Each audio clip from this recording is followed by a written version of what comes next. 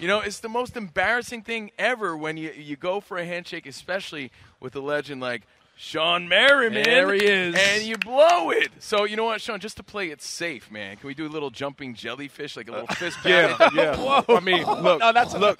Yeah. Honestly, I shook his wrist on the way by. I missed his hand. I What don't want is to say it, man? It's I like, don't know. There's something weird. It's like, you know that person you see in the hallway and you go right and they go left and you're like, you're doing that little dance back and forth. You know, Sometimes I see you're not Shawn. in sync. You can be with a beautiful woman and you just aren't clicking. Sometimes two people just aren't in sync. But And you guys with handshakes? Yeah. It's so weird because if you go way back on a Wednesday, though, there was nothing better than when you saw your boy and you hit it, you landed it, and you got the snap in there. Yeah. Right? The snap finishes it all. And you failed every time with Shawn. Every time, man. This goes way back to when we were on ESPN. But let's welcome back with glory and renown Shawn Merriman to There the he is. show. Thank you, man. You Shawn, look great. I was going to say you're looking great. Thanks, man. Appreciate it. I appreciate it. I got to ask you because I know you're so involved in the fight game now, lights out, everything going on in your world.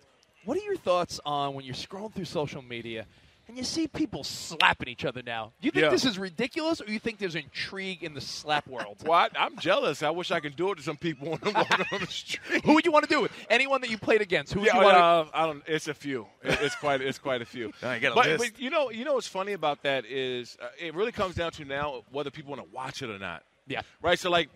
This slap stuff been around for a long time, Yeah. and it's just because I think it's Dana and the UFC. Yeah, how the power big they are, slap the power league. slap. Yeah, it's yeah, like, yeah. but it's been around for, especially in Russia and other countries, it's been around for a long time. And so to see all the backlash from it, I don't really understand. It's like these people signed up for this.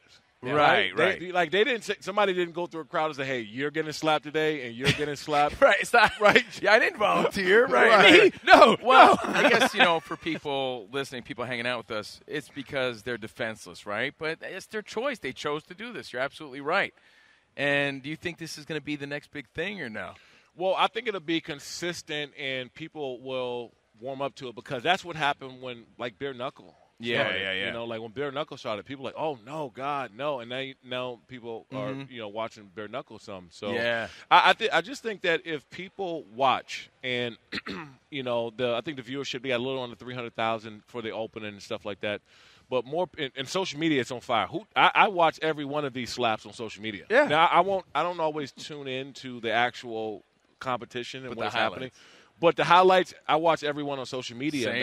And And that's a great question because if people are watching the highlights, I don't know if they'll really care to watch it live. It's like Saturday Night Live. If something good happens, I know I'll see it on social media. Well, because it's one slap. Yeah. Right? That's all And you need to- yeah. That's it. Because Yeah. when you're watching a game and you're watching something that's an event, there's multiple things happening. You got to watch the whole time. You get slapped or you don't get slapped. Yeah. And that's the gist of it. So Shawn Merriman's here, lights out, extreme fighting, but you guys know him from, football, of course. Yeah, I mean, I think of you, Shawn, and I always think when you look at the badasses around the NFL, who stands out to you now where you're like, yo, that guy's bad? Because I'm a Niners fan, and, unfortunately they could not make it. Trent Williams. Yeah. He's throwing people around like rag dolls. Is he Yeah. one of the, who comes to mind for you as far as the guys that are tough? Yeah, him. I mean, see, he's throwing grown men It's around. just, and it's like he's doing it so viciously. Yeah. Like some of these plays where he's pull. I love watching Trent Williams when he pulls. Yeah. Right, like they're running a screen and he just grabs you and he mauls you. Like there's a point in time you block guys, you be like, okay, I did my job. Yeah. And now he's like, okay, I did my job, but I'm going to now punish you for whatever reason, whatever reason he makes up that moment. But I also think that the league has changed as well too. So as much as I would like to, kind of blame guys on being soft or point a finger, I think the rules only allow you to do certain things now. How do you think when you see an injury like what happened to Damar Hamlin, how do you think that gets into players' heads? Well, you don't I've seen guys go off the field in ambulances, and I've seen bad injuries, freakish knees. I mean, it's just some of the most gruesome things. But I think that when you see a guy going off the field and his thumb is up, you're mentally like, okay, he'll go. He's okay. He'll make it. And then you just get right back and then in you it. get right back to the game, right? You're down for a minute. You feel bad that your teammate just got hurt or a guy got hurt on the field. But to visually see like your teammate and brother on the ground getting CPR, that to me can never be erased because we've never seen that before in football for sure, but maybe even in sports. See, that's kind of interesting because you played at a different time where it was more vicious and people were, hitting a little harder. But at the same time, you do understand that safety is a different priority now. It is, and I do like some parts of what the NFL has done, right? Where they, the helmet-to-helmet stuff. I think that now there's more information out there about how serious it could be down the road.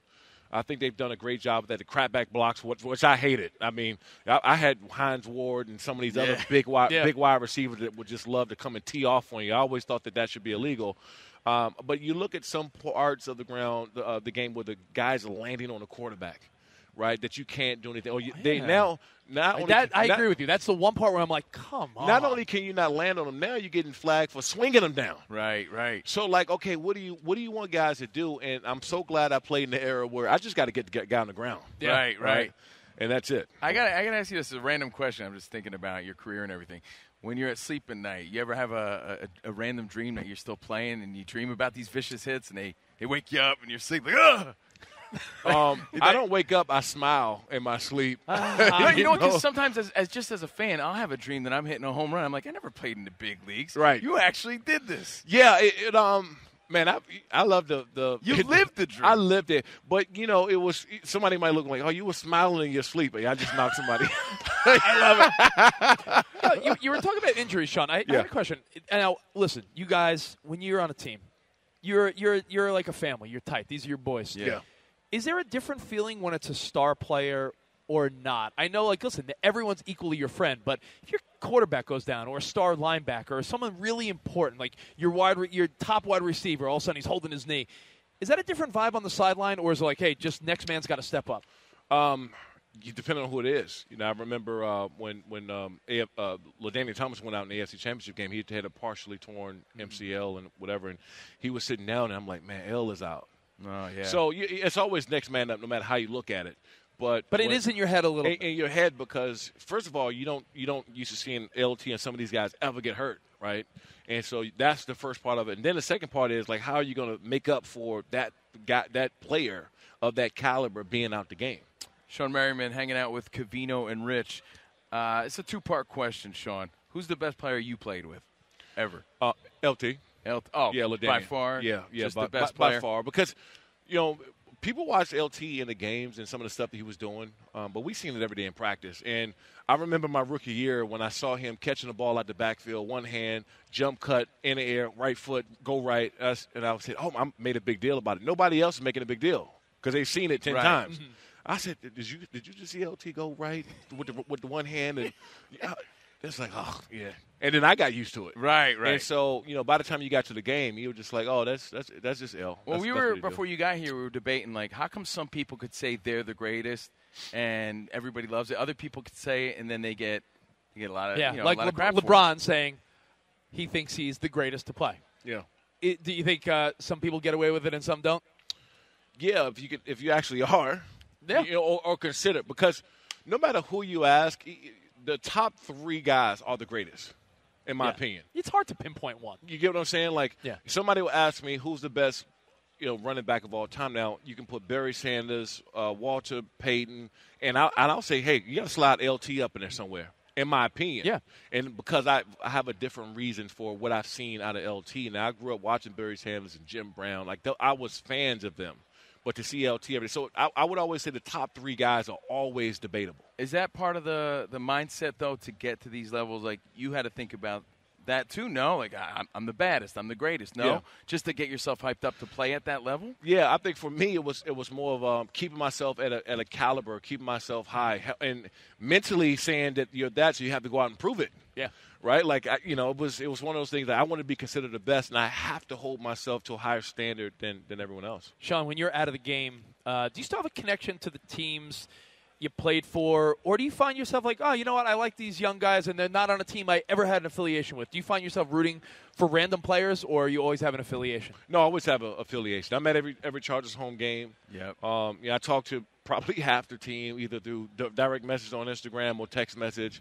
I see them. I'm on the field, so I see them as they're coming in before the game, when they come back out in halftime. So I get a chance to, slap guys on the back and tell them that whatever. I just love to be involved in it. That's why I love the fight game that I'm in now. I love to be involved in players and fighters and things like that. You think the Chargers are close?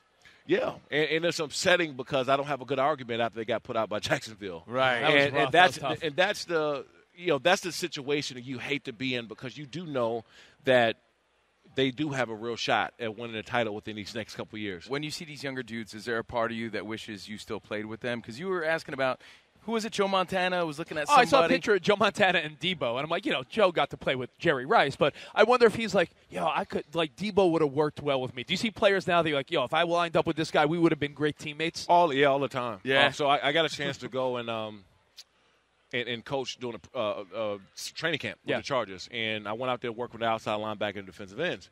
And so it was my first time getting a chance to work with Khalil Mack. I mean, not that he needs my help, right, because he's a great player, but I got a chance to see him up close. And I'm like, well, if we would have played together. Man, if I had him and I came in as a three-headed monster or something with both of them, like, who blocking that? Like, who's going to – right? So I was actively thinking about that during practice. Shawn Merriman's here for Super Bowl week, Radio Row, and since it's the Super Bowl, we brought our Tupperware Bowl of Justice, okay? So random questions? Random questions, sort of the luck of the draw, okay? So don't get mad at us.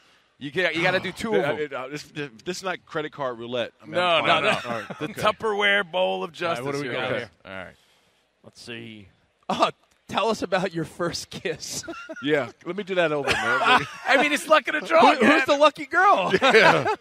Really? Yeah. Mine was pretty uneventful. I don't mind talking about it. I just don't want to bore anybody. There you go. Go ahead. What you got there? What's a uniform you'd look good in other than a team you played for?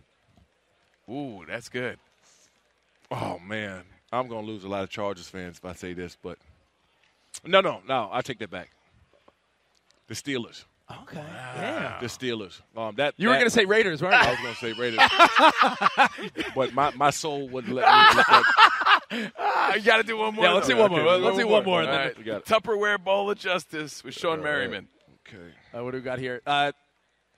Teammate that you've had that you would never date your sister or a woman in your life. Yeah, that'd be me. I'll pick myself. I'll get one. Okay, he's going one more. Let's see, what do we got? All right. Oh, we did that one already here. Let's see. Who has the worst style in the NFL? Who'd you play with that had terrible style? All the offensive linemen. Yeah? Every one of them. Terrible style. They not no known style. for their style. All right, Shawn Merriman, Lights Out Extreme Fighting. Yes. We just had a big event, Lights Out Extreme Fighting in Riverside. We're now on Fubo TV, Fubo Sports. So if you don't have the Fubo app, get it. And we have a big fight coming up in L.A. So if you guys are around in April, it'll be live on Fubo TV, Fubo Sports. All right. Thank you so much. Thanks, guys. Always good to see you. That's a lot easier. Shawn Merriman on Covino and Rich.